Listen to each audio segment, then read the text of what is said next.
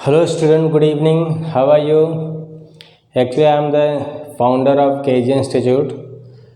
आज आप सबसे बहुत इम्पोर्टेंट टॉपिक लेके आए हैं हम कि आपको बताएंगे कि इस जो सेकेंड टर्म में एग्ज़ाम होने वाला है 12th वालों का, स्पेशली फिजिक्स में किस तरीके से कौन कौन से इम्पोर्टेंट क्वेश्चन आ सकते हैं। तो ये आपको अच्छी तरीके से पता चल जाएगा अगर इस डिस्कशन में आप अगर इसको टॉपिक को अगर टच करेंगे तो आपको ज़्यादा से ज़्यादा बेनिफिट दे सकता है। बहुत से क्वेश्चन आने के चांस है, इतने दिन का एक्सपीरियंस है, तो आप ये ध्यान दें कैसे बताया जा रहा, क्या क्या आएगा, कौन कौन से क्वेश्चन हैं, तो आप ये समझें। सबसे पहले तो बस मैं ये आप इसको समझने से पहले, इसको मेरी वीडियो देखने से पहले मैं ये चाहूँगा कि आप अच्छी तरीके से इस बात को समझें कि इम्पॉर्टेंट ये है कि यकीन करें, इस बात पे यकीन करें कि जो मैं बोल रहा हूँ सही बोल रहा हूँ। क्योंकि अगर समुद्र मंथन होते वक्त में अगर यकीन में कमी आ जाती है ना, तो मंथन भी सही नहीं होता, और जब मंथन ही सही नहीं होगा तो अमृत क्या निकलेगा। आप समझो, बस इस बात को बिल्कुल सही तरीके से होल्ड करना, माइंड में रखना, always keep in your mind कि अगर समुद्र मंथन हो रहा था तो उसका मीनिंग ये था कि लास्ट में अमृत निकलेगा। अगर ये शक हो जाए, यकीन ना हो कि समुद्र मंथन ही सही नहीं होगा, ये अमृत नहीं निकलेगा, तो बेसिक सी बात है मंथन भी सही नहीं होगा। तो मंथन सही नहीं होगा तो अमृत भी नहीं निकलेगा। इसलिए आप सब क्या समझें कि जो बता रहे हैं सर सही से पढ़ें, इस टॉपिक को ज़्यादा टच करके जाएं सही तरीके से, तो आएगा आपको इम्पोर्टेंट समझ में आएगा कि क्या क्या क्वेश्चन आते हैं आज के वक्त में, ज़्यादा चांस है किसके। ठीक है, तो हम आते हैं, बहुत ज़्यादा लंबी वीडियो नहीं करते हुए, फिजिक्स में हम बताना चाह रहे हैं। फिजिक्स का टॉपिक है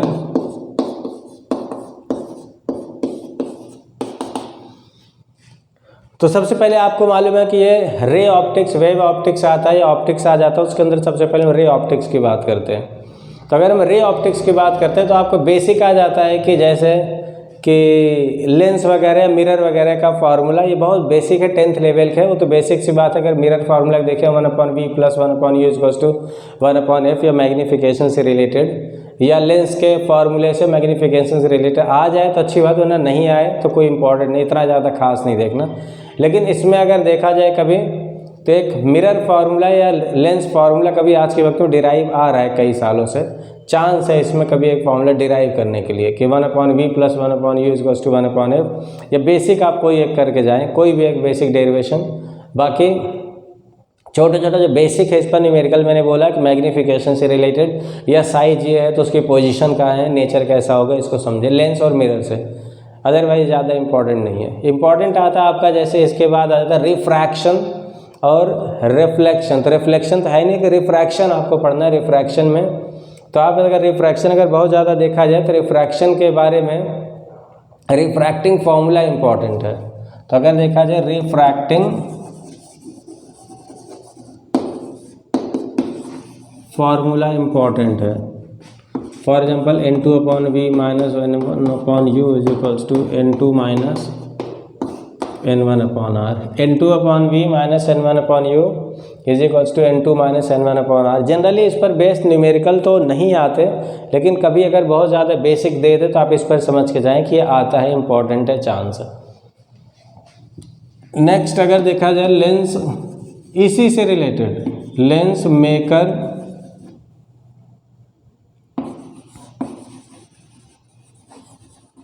फार्मूला, तो 1/f = n2/n1 - 1 1/r1 - 1/r2। तो ये चांस है, इसी फार्मूले से ये डिराइव हो जाता है। तो ये लेंस मेकर इंपॉर्टेंट है। लेंस मेकर से रिलेटेड ये भी समझे कि लेंस मेकर डिराइव भी करने के लिए आ सकता है, इससे रिलेटेड एक न्यूमेरिकल भी इंपॉर्टेंट है। न्यूमेरिकल भी आएगा, साथ में डेरिवेशन भी आ सकता है। TIR की बात करते हैं हम, टोटल इंटरनल रिफ्लेक्शन। तो इनसे रिलेटेड अगर इनकी कंडीशन आ सकती है, इनकी कंडीशन आ सकती है, और इनकी बेसिक जो है एक फार्मूला इनसे रिलेटेड है, तो sin c = 1/n से रिलेटेड क्वेश्चन आ सकता है। अगर ऐसा बहुत ज़्यादा रिफ्रैक्टिव इंडेक्स देता है तो क्रिटिकल एंगल पूछ सकता है। तो TIR की समझें, लेकिन TIR से ही रिलेटेड एक क्वेश्चन आ जाता है कभी अगर देखा जाए तो NCERT में क्वेश्चन भी है बहुत अच्छा कि at what depth a fish is present which can see how much area of outside of the space, या outside the sea water, outside the water body, कुछ भी अगर यहाँ पर कुछ रखा है, अगर फिश है डेप्थ पर है तो आउटसाइड द वाटर बॉडी कितना एरिया कवर कर सकता है। तो इसमें आपको अच्छी तरीके से पता होना चाहिए कि इसी TIR से ही डेरिवेशन पर बेस्ड NCERT का क्वेश्चन है। चांस है इसमें कि आ सकता है R = h/√μ²-1, ये एरिया आ सकता है πr²। तो इसको भी देखे जाए, न्यूमेरिकल उसका देखे जाए, चांस से देखें। TIR पर ही बेस्ड अगर देखा जाए ऑप्टिकल फाइबर से रिलेटेड आ जाता है कि अगर क्वेश्चन कभी आ गया कि किस तरह how many times number of reflection आ सकता है TIR के अंदर, तो उस पर भी एक NCERT में क्वेश्चन, उस पर भी देख लें, चांस हो सकता है। तभी आप इधर अगर देखा जाए इतना है, बहुत ज़्यादा बेसिक है, कुछ ऐसा बहुत खास नया नहीं है। बाकी तो आ सकता है कभी लेटरल डिस्प्लेसमेंट शिफ्ट आ सकता है, otherwise real depth upon apparent depth से अगर बाई द वे आ जाए शिफ्ट कि हाँ अगर यहाँ पर है तो अगर डेप्थ कितने पर है तो कहाँ पर ये रिफ्रैक्शन पर बेस्ड है कि अब रियल उसकी इमेज कहाँ बन जाएगी या उसकी जो अपरेंट इमेज कहाँ बन जाएगी, कितने डेप्थ पर शिफ्ट कितना हुआ। अदरवाइज ज़्यादा तो इम्पोर्टेंट यही है। नेक्स्ट अगर आप प्रिज्म की बात आ जाते हैं, प्रिज्म करते हैं तो प्रिज्म एक तो फार्मूला इंपॉर्टेंट है। प्रिज्म फार्मूला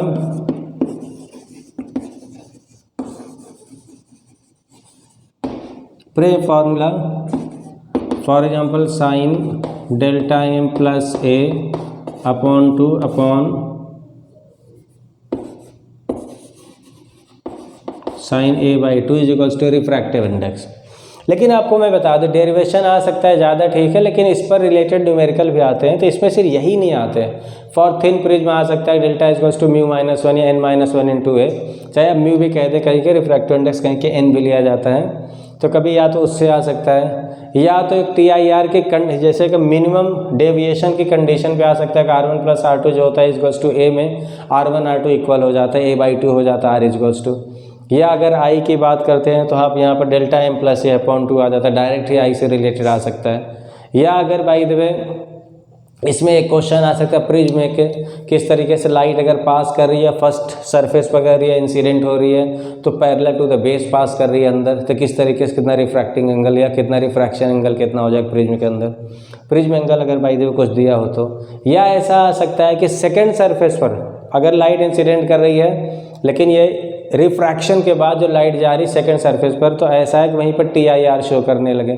या तो ये आ सकता है क्वेश्चन कि ऐसा लाइट इंसिडेंट कर रही है लेकिन प्रिज्म के अंदर रिफ्रैक्ट होने के बाद ये जो second surface light incident normally pass होती है, जिसके लिए R2 की वैल्यू 0 हो जाएगी तो R1 आ जाएगा। सिंपल स्नेल्स लॉ लगा दें, n1 into sine I equals to n2 into sine R, उससे रिलेटेड क्वेश्चन आ सकता है।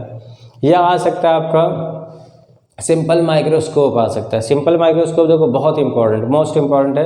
सिंपल माइक्रोस्कोप में आ सकता है जैसे कि उसका मैग्निफिकेशन कि जब final image formed at least distance of distinct vision या final image formed at infinity, that is in normal adjustment. तो ध्यान दें कि या तो नॉर्मल एडजस्टमेंट में आ सकता है और या तो at when final image formed at infinity.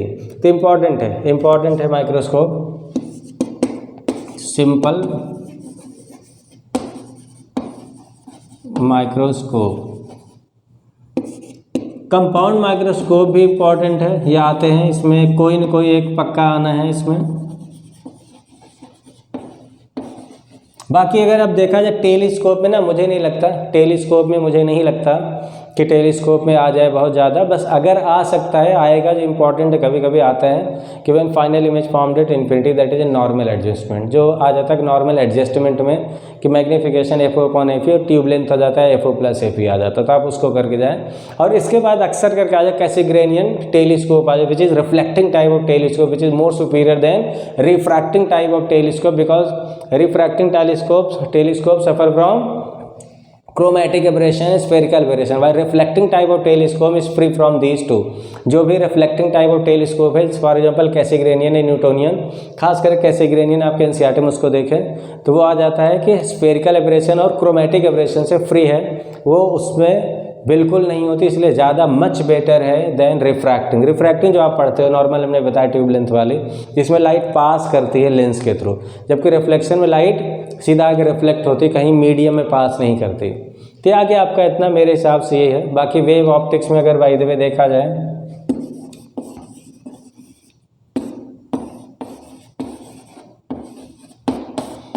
Wave optics में अगर देखा जाए तो एक आ जाता है बाय द वे, अगर देखें वेव फ्रंट की डेफिनेशन आ सकती है, हाइगेंस प्रिंसिपल आ सकता है। लेकिन इसके बाद ये ज़्यादा ना जो prove Snell's law by wave theory, ये बहुत इंपॉर्टेंट है। प्रूव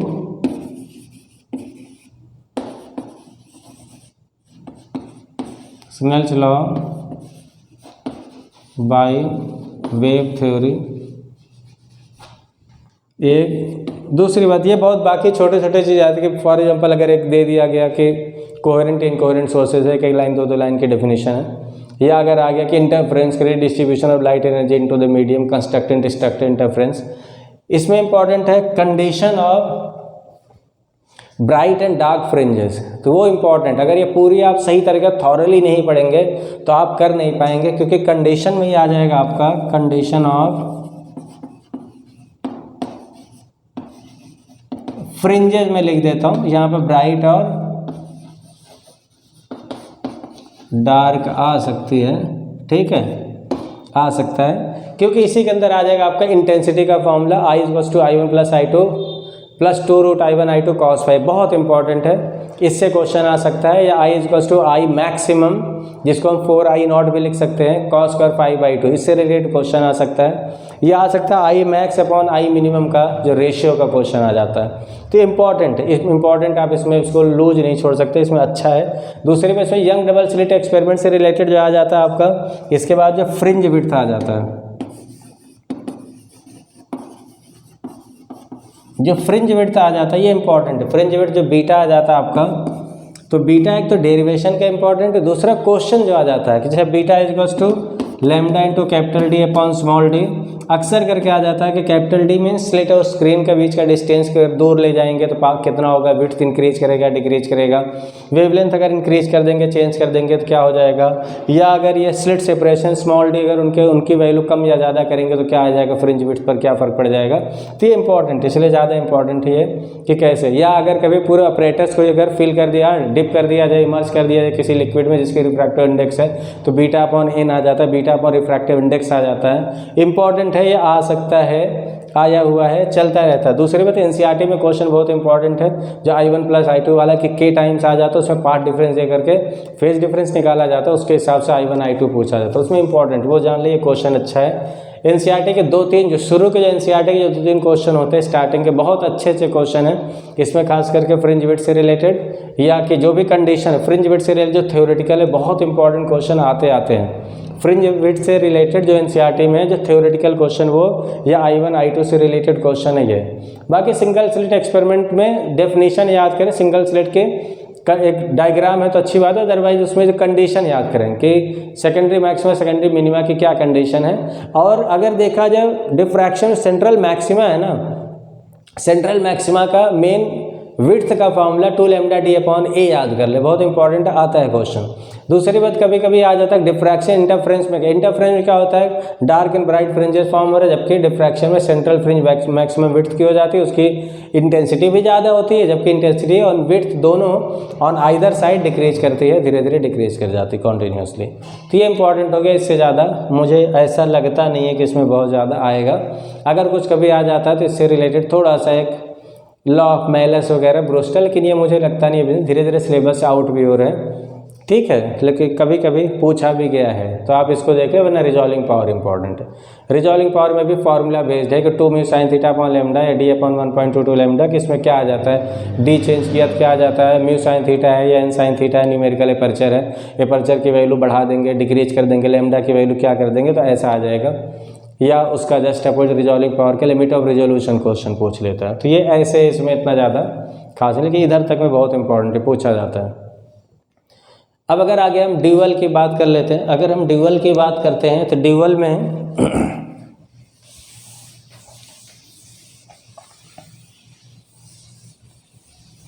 ड्यूअल वाले में ड्यूअल नेचर मैटर रेडिएशन में इम्पॉर्टेंट है कि एक तो पहले एक बेसिक जो हर्ट्ज एक्सपेरिमेंट है, हॉलबैक एक्सपेरिमेंट है, हर्ट्ज एक्सपेरिमेंट में आप सही तरीके से उसको सही तरीके से समझने की कोशिश करेंगे। What is intensity, what is effect of potential, what is effect of intensity, what is effect of frequency by increasing frequency by increasing intensity of incident light, क्या क्या चेंज आएगा, क्या बहुत इंपॉर्टेंट है। अगर नहीं तो जो मेरे क्लास में जो भी कोई होंगे पढ़े होंगे समझेंगे, वरना अच्छी तरीके से समझे। मैं इस पर भी अलग से एक वीडियो बना दूंगा तो आपको शायद यह ठीक है आपको मिल जाएगा, वरना बहुत इंपॉर्टेंट टॉपिक मेरी प्रीवियस वीडियो देखें पहले से है, ठीक, उसमें बहुत अच्छी तरीके से आपको समझ में आएगा किस तरीके से इफेक्ट है, क्या है पोटेंशियल के इफेक्ट है। तो उससे रिलेटेड जो पोटेंशियल के इफेक्ट है, इंटेंसिटी से इफेक्ट है, या अगर आपका फ्रीक्वेंसी का जो इसमें ग्राफ आता है बहुत इंपॉर्टेंट है, ग्राफ बहुत ज़्यादा इंपॉर्टेंट है। ग्राफ से रिलेटेड थ्योरेटिकल क्वेश्चन बहुत अच्छे बन जाते हैं। तो ड्यूअल में अगर देखा जाए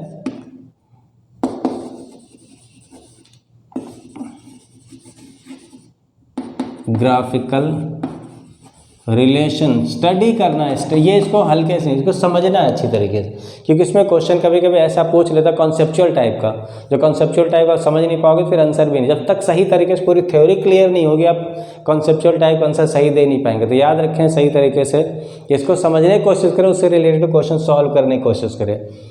इससे रिलेटेड जब इसके बाद हम आगे बढ़ते हैं तो हम आ जाते हैं आइंस्टाइन एक्सपेरिमेंट से रिलेटेड कभी क्वेश्चन ना ऐसा हो नहीं सकता। बहुत बेसिक क्वेश्चन आता है बहुत अच्छी तरीके से, सिंपल कि अगर E = W0 या work done plus kinetic energy, तो बड़ी बेसिक सी बात है। कभी E की वैल्यू दे देता वर्क डन, हाँ वर्क फंक्शन की वैल्यू दे देता, काइनेटिक एनर्जी पूछ लेता, काइनेटिक एनर्जी नहीं पूछ के उसमें हाफ mv² लगा के वेलोसिटी पूछ लेता है, या उसमें एक स्टॉपिंग पोटेंशियल से रिलेटेड जो ग्राफ है उसमें उस ग्राफ का स्टॉपिंग पोटेंशियल और फ्रीक्वेंसी के बीच का जो ग्राफ है उसके अंदर स्लोप पूछ लेता है, उसकी स्लोप की वैल्यू किसी दो की अगर A और B के पूछ लेता है, स्लोप से क्या रिलेटेड, दोनों का स्लोप चेंज है क्या, नहीं स्लोप सेम है क्योंकि h/e आ जाता है डेरिवेशन में, उससे रिलेटेड डेरिवेशन है।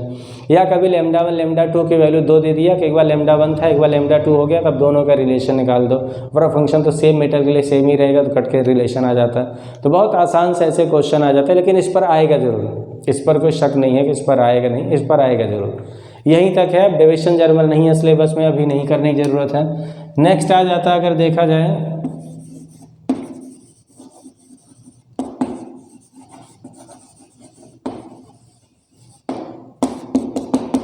तो मैं ये भी लिख दूँ कहाँ आपका इससे रिलेटेड आ सकता है। नेक्स्ट अगर देखा जाए आपका एटम न्यूक्लियाई में देखो इम्पॉर्टेंट एटम में, तो देखो जो हमने 11th में भी पढ़ाया होगा, पहले भी अभी भी पढ़ा दिया है 12th में, बहुत बेसिक लाइमन बामर सीरीज आ जाता है। एक नील्स बोर मॉडल से रिलेटेड अगर देखा जाए ना, डेरिवेशन है बहुत अच्छा है, काइनेटिक एनर्जी का डेरिवेशन, रेडियस का डेरिवेशन कि रेडियस कैसे कि काइनेटिक एनर्जी कितनी हो जाती है या पोटेंशियल एनर्जी कितनी हो जाती है या टोटल एनर्जी क्या आ जाती है। तो बहुत इंपॉर्टेंट है, आप kZd²/2r माइनस kZd²/r या 2r इसको याद रखें, और दोनों तीनों में रिलेशन याद रखें कि पोटेंशियल एनर्जी, काइनेटिक एनर्जी और टोटल एनर्जी में क्या रिलेशन है। तो जैसे अगर बाय द वे बात करूँ, टोटल एनर्जी क्या हो जाता है, पोटेंशियल एनर्जी अपॉन 2 और माइनस ऑफ काइनेटिक एनर्जी, ये बहुत रिलेशन बहुत इंपॉर्टेंट है। और डेरिवेशन के साथ में जो आएगा वो इम्पॉर्टेंट, डिराइव करें। और इससे रिलेटेड बेसिक भी जाने का अगर बाई द वे घुमा के कोई क्वेश्चन दे देता है कि जैसे कि बेसिक का दे दिया कि -13.6/n² का हिसाब से, या ग्राउंड स्टेट में इतनी है तो उसकी टोटल क्या होगी, काइनेटिक एनर्जी क्या, आपको रिलेशन पता तो आप आसानी से निकाल सकते हो। ठीक है, तो इससे रिलेटेड लाइमन बामर सीरीज पहले भी आपने पढ़ा, उससे 1/λ से रिलेटेड क्वेश्चन है, बहुत अच्छा। और एक अगर बाई द वे देखा जाए कि कैसे कि अगर टोटल एनर्जी -13.6/n² × Z², तो वो भी बहुत इम्पॉर्टेंट है। मतलब यहाँ पर देख सकते हैं हम कि नील्स बोर मॉडल पर बेस्ड जो R=RN R0 n²/Z आता है। टोटल एनर्जी अगर देखा जाए -13.6/n² × Z² इलेक्ट्रॉन वोल्ट पर एटम, इससे रिलेटेड आ जाएगा लाइमन बामर या सीरीज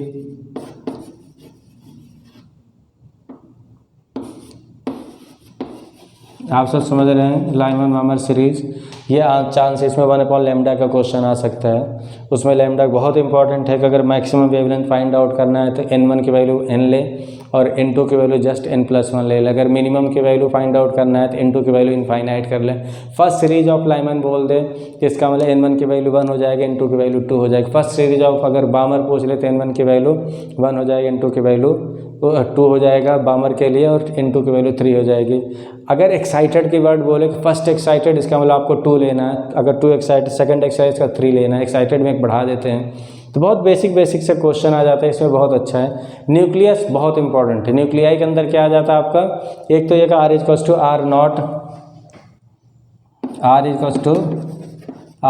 A⁴ डेंसिटी का फॉर्मूला डेंसिटी से रिलेटेड, क्योंकि इसमें आता है क्वेश्चन के टॉपिक मास पर इंडिपेंडेंट है, इसलिए डेंसिटी बहुत इंपॉर्टेंट है। डेंसिटी भी सीखें सही तरीके से कि डेंसिटी कैसे एटॉमिक मास का डेरिवेशन करें। मैंने कराया भी है, जो मेरे यहाँ पढ़े, अगर जो नहीं पढ़े तो आप सही तरीके से फिर से आप डेंसिटी का डेरिवेशन करें कि कैसे, how it is actually independent on atomic mass है, how it is independent on atomic mass है, उसको सही से करें। अभी आगे आपका इतना सही, जो भी यहाँ पे कर ले अपने नोट डाउन करते जाए, बार बार वीडियो देखें, सही तरीके से कॉपी करें। इंपॉर्टेंट है, चांस है, जैसा मैंने दिया आएगा। अब साथ में आ गया कि अगर बाय द वे यहाँ पर देखा जाए कि इसके अंदर रेडियस आ गए, डेंसिटी आ गई, साथ में न्यूक्लियाई में जो था पहले बहुत थोड़ा ज़्यादा इंपॉर्टेंट था कि law of radio active disintegration आजकल आ नहीं रहा, क्योंकि वो सिलेबस में इसको आउट कर दिया। लेकिन चांस नहीं है हमारे यहाँ, आप जानते हो, कुछ भी भरोसा नहीं है, कुछ भी भरोसा नहीं आ सकता है, इसलिए आप, लेकिन न्यूक्लियर फिजन, आजकल न्यूक्लियर फ्यूजन रिएक्शन इंपॉर्टेंट है। इसके अलावा सबसे मोस्ट इंपॉर्टेंट के अंदर बाइंडिंग एनर्जी, क्या देता है बाइंडिंग एनर्जी।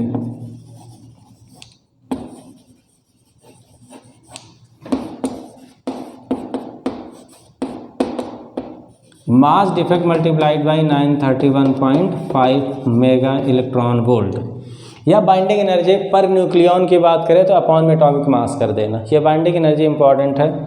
मास डिफेक्ट भी इंपॉर्टेंट है कि ZMP plus A minus Z Mn minus M of nucleon, mass of nucleon.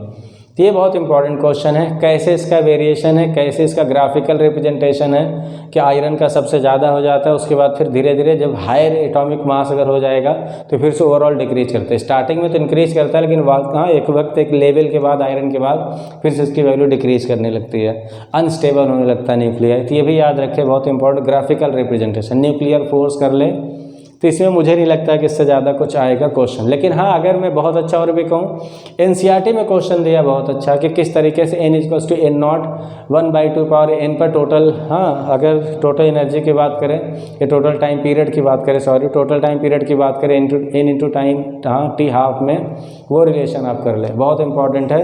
दूसरी बात, NCERT के क्वेश्चन कर ले कि किस तरीके से स्ट्रेंथ का क्वेश्चन सॉल्व किया जाता है, कि क्यूरी स्ट्रेंथ दिया है, किस तरीके से मिली क्यूरी स्ट्रेंथ दिया है। अगर स्ट्रेंथ दिया है तो उसका क्या आप निकालेंगे, क्या आप करेंगे कि dN/dt आएगा, वैसे आजकल आना नहीं चाहिए, इसको आना, लेकिन कोई भरोसा नहीं है, अगर बाई द वे आ जाएगा तो NCERT का क्वेश्चन सॉल्व करें, उसमें एक सिर्फ यही नहीं आएगा, बल्कि कभी कभी आता है रिएक्शन दे देता है, उसका मास डिफेक्ट पूछ लेता है। NCERT क्वेश्चन कर ले बहुत आसानी से मिल जाएगा। बेस्ट है NCERT, जो आप एटलीस्ट सॉल्व कर पाओ वो कर ले, बहुत ज़्यादा टिपिकल वाले पे ना जाएँ, कुछ बहुत लंबे भी हैं, जो बहुत ज़्यादा कुछ लॉगरिथम से रिलेटेड हैं, नहीं करने की ज़रूरत, इतने लंबे नहीं आते, लेकिन जो आपको बेसिक है, जो आपको बेसिक कॉन्सेप्चुअल बेस है, उसको ज़रूर करें, अच्छे आते हैं। NCERT से पक्का वहीं से टच करता है। साथ में बात आते हैं हम सेमीकंडक्टर की बात करें। सेमीकंडक्टर में कुछ ऐसा नहीं, P और N टाइप का सेमीकंडक्टर बेसिक डेफिनेशन आ जाती है। अगर आपको 13, 14, 15 अगर ग्रुप के एलिमेंट्स नहीं पता है तो आप उसको पहले लर्न करें, क्योंकि उसमें सिर्फ यही नहीं आता 13 ग्रुप को ड्रॉप किया ऐसा नहीं, बल्कि 13 ग्रुप के एलिमेंट दे देगा, उसको ड्रॉप किया तब कैसे, गैलियम का ड्रॉप किया तब कैसे, आर्सेनिक का ड्रॉप किया। ये सब आप एलिमेंट पता भी तो होना चाहिए, ठीक है, एलिमेंट पता भी तो होना चाहिए कौन सा डॉप किया जा रहा है। तो इसलिए डोपिंग में याद रखें कि कौन सा एलिमेंट किसको डोप किया जा रहा है, इसलिए आसानी हो जाएगी अगर आपको एलिमेंट याद रहेगा। PN जंक्शन डायोड आ जाए, उसके कैरेक्टरिस्टिक्स इंपॉर्टेंट है, सिंबॉलिक रिप्रेजेंटेशन इंपॉर्टेंट है। सबसे इंपॉर्टेंट जो है आपका PN जंक्शन डायोड से रिलेटेड 1-2 बेसिक टाइप के क्वेश्चन ऐसे हैं कि हाँ, अगर इस तरीके से अगर बाई द वे कोई भी फॉरवर्ड बायस है, कोई अगर एक रिवर्स बायस में अगर लग जाता है तो आप इसको अगर मेन सर्किट से है किस तरीके से सॉल्व करेंगे, एक तो ये क्वेश्चन आ जाता है। दूसरा, दूसरा अगर भाई तो ये है कि अगर कोई भी ऐसा पी एन जंक्शन डायोड कौन सा फॉरवर्ड बायस में रिवर्स बायस्ड में ऐसा आ जाता है क्वेश्चन। एक रेक्टिफायर है कभी अक्सर करके, क्योंकि देखो जब आगे का बहुत ज़्यादा सिलेबस रिड्यूस हो गया तो रेक्टिफायर इंपॉर्टेंट हो जाता है। तो रेक्टिफायर आ जाता है, हाफ वे फुल वे रेक्टिफायर कर लिया, उसमें कैसे ग्राफिकल हाँ रिप्रेजेंटेशन है, कैसे एसी डीसी में कन्वर्ट हो रहा है और कैसे उसको एक्सप्लेन कर रहा है उसको भी समझे। साथ में इसमें अगर भाई जो देखा जाए सबसे इम्पॉर्टेंट जो मुझे अभी जो लगता है सबसे जो इम्पॉर्टेंट मुझे लग रहा है कि आना चाहिए पी एन जंक्शन डायोड का एप्लीकेशन, जैसे कि how Zener diode act as regulator. बहुत इंपॉर्टेंट क्वेश्चन है कि रेगुलेट कैसे करता है इसको समझे। फोटो डायोड क्या है, एलईडी क्या है, सोलर सेल क्या है, बहुत इंपॉर्टेंट। इससे रिलेटेड ग्राफिकल जो रिप्रेजेंटेशन है ग्राफ क्या है और कैसे इसको एक्सप्लेन करें, कैसे इसको बता पाएँ कि हाँ ये क्या चीज़ है, कैसे ये आते हैं, कैसे पूरा आप एक्सप्लेन कर पाएंगे। इससे रिलेटेड अंदर के भी कुछ यूजेज वगैरह और कुछ इसके मैकेनिज्म कि हाउ इट एक्ट्स एक्चुअली, इसका फंक्शन क्या, वर्किंग कैसी है। तो ये इतने थे, मुझे लगता है कि नहीं इससे ज़्यादा आ जाते हैं। बाकी अगर बाय द वे कुछ इलेक्ट्रोमैग्नेटिक वेव की बात करें तो बहुत सिंपल से इलेक्ट्रोमैग्नेटिक वेव, डिफरेंट टाइप के इलेक्ट्रोमैग्नेटिक वेव पहले तो याद करें, उनकी लास्ट में एनसीईआरटी में टेबल दिया है, सबकी वेवलेंथ याद कर लें सीरीज वाइज, सबके यूजेज याद कर लें, ठीक है, सबके यूजेस कर लें, सबकी वेवलेंथ याद कर लें, उसमें सबकी वहीं से बहुत बेसिक क्वेश्चन आते हैं। अगर एक और आते हैं तो मैं आपको पक्का बता रहा हूँ, जैसे कि 11th है प्रोग्रेसिव वेव इक्वेशन, वैसे यहाँ पर इलेक्ट्रिक फील्ड और मैग्नेटिक फील्ड से रिलेटेड आ जाते हैं। बेसिक क्वेश्चन है बिल्कुल, sine omega T minus phi से रिलेटेड आ जाएंगे और B equals to B naught sine omega T minus phi. अब फाई क्या होता है 2π/λ, ओमेगा 2π/t हो जाता है। या अगर बाई द वे देखा जाए एक और आ जाता है C इज इक्वल्स टू, अक्सर करके आएगा इसमें कि E naught upon B naught और V is equals to E upon B, ठीक है। ऐसे कभी कभी ऐसे सबसे रिलेटेड क्वेश्चन आ सकता है। ऐसा देख कि हाँ अगर ये इलेक्ट्रिक फील्ड ये दिया है तो मैग्नेटिक फील्ड क्या होगा, अगर मैग्नेटिक फील्ड दिया है तो इलेक्ट्रिक फील्ड कैसा होगा, उनमें C की वैल्यू या एक दिया जाएगा उसका दूसरा एक्सप्रेशन पूछ लेता है। तो इम्पॉर्टेंट है सबके, एक तो यूजेज इम्पॉर्टेंट है और साथ में ये आ जाते हैं कि हाँ किस तरह। मुझे नहीं लगता इससे ज़्यादा कि कैसे कन्वर्जन, मुझे नहीं लगता इससे ज़्यादा, अगर कुछ हो तो डिफरेंट वेव फॉर्म्स कर लें, हाँ कैसे गॉस थ्योरम का फॉर्म है, कैसे इलेक्ट्रोस्टैटिक में मैग्नेटिज्म, लेकिन चांस है इन्हीं सब में ज़्यादा आने का। आई होप स्टूडेंट आपको समझ में आया होगा। अगर आप कोई भी जो नए हैं हमारे इस चैनल पर तो आप उसको सब्सक्राइब कर लें, बेल आइकन पे प्रेस कर लें जिससे नेक्स्ट टाइम नोटिफिकेशन मिलता रहे। और पक्का ऐसा लगता है मुझे कि जो भी मैंने बताया अगर आप इसको सही तरीके से करते हैं, आप इसको सही तरीके से इस पर कमांड बना के जाते हैं तो एग्ज़ाम मुझे नहीं लगता आसानी से हो जाएगा, बहुत बाहर से नहीं आने वाला है, कॉन्सेप्चुअल पूछा जाता है। प्लीज़ प्लीज़ प्लीज़ आप सब फॉलो करो एनसीईआरटी फॉलो करो। जो करने के बाद जो कॉन्सेप्चुअल टाइप के जो क्वेश्चन है ना, जो कॉन्सेप्चुअल टाइप के क्वेश्चन उसको एनसीईआरटी ज़रूर फॉलो करें, ठीक है। और अगर ऐसा करते तो आप बिल्कुल पक्का सक्सेस हो जाएंगे। थैंक यू वेरी मच और ऑल द बेस्ट। आप अच्छा करके आएँ, आई होप कि आपको अच्छा होगा, आपका अच्छा पेपर होगा। Thank you.